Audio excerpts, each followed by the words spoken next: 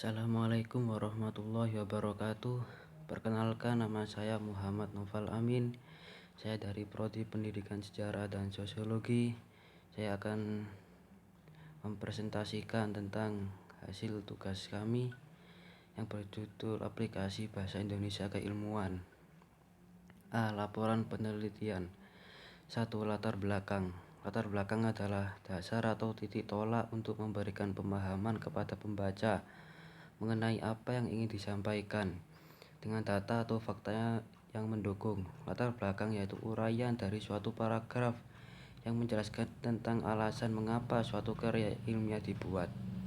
Misalnya, latar belakang makalah memuat tentang mengapa topik makalah tersebut dibuat.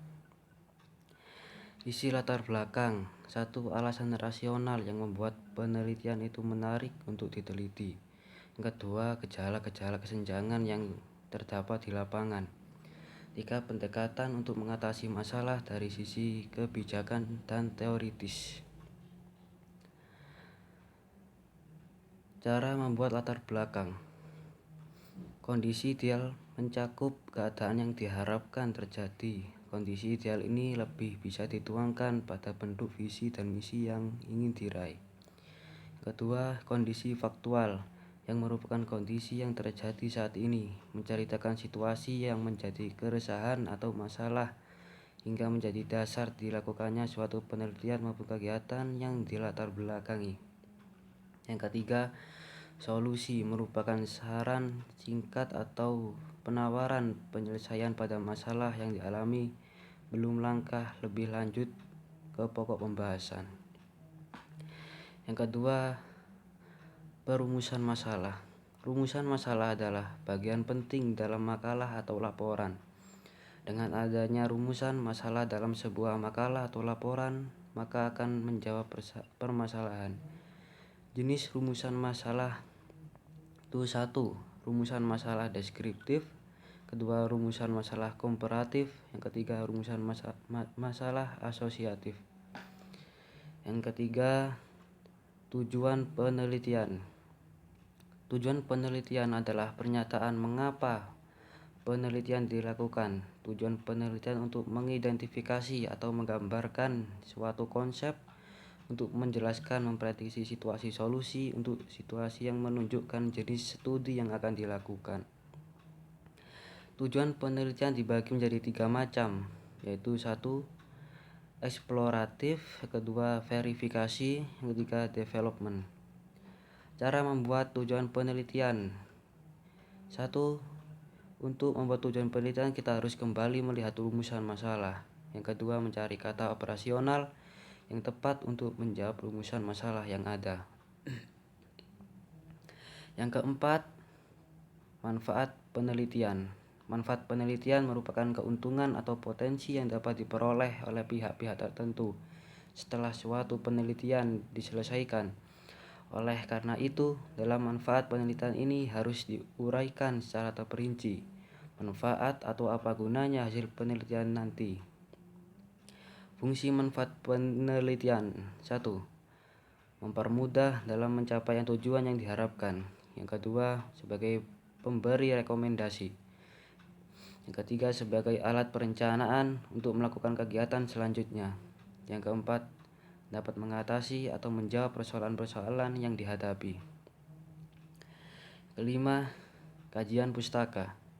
Kajian pustaka merupakan laporan tentang apa yang telah ditentukan oleh peneliti atau membahas penelitian.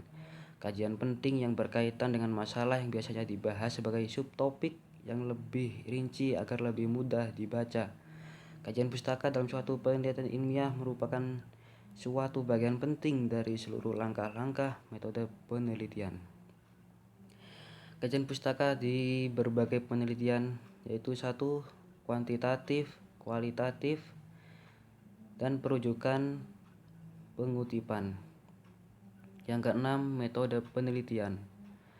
Metode penelitian adalah suatu cara ilmiah untuk mendapatkan data valid dengan tujuan dapat ditemukan, dikembangkan, atau dibuktikan suatu pengetahuan tertentu sehingga pada gilirannya dapat digunakan untuk memahami memecahkan dan mengantisipasi masalah dalam bidang tertentu. Jenis-jenis metode penelitian: 1. Penelitian historis. Yang kedua, penelitian kausal kontributif. Yang ketiga, penelitian korelasional. Yang keempat, penelitian eksperimental. Yang kelima, metode deskriptif. Yang ketujuh, hasil penelitian dan pembahasan. Hasil penelitian adalah pengkajian ulang terhadap validasi hasil penelitian. Bagian ini berisi paparan objektif penelitian terhadap hasil-hasil peneliti, antara lain penemuan-penemuan yang telah diteliti. Pembahasan adalah penafsiran hasil peneliti yang berkaitan dengan hipotesis.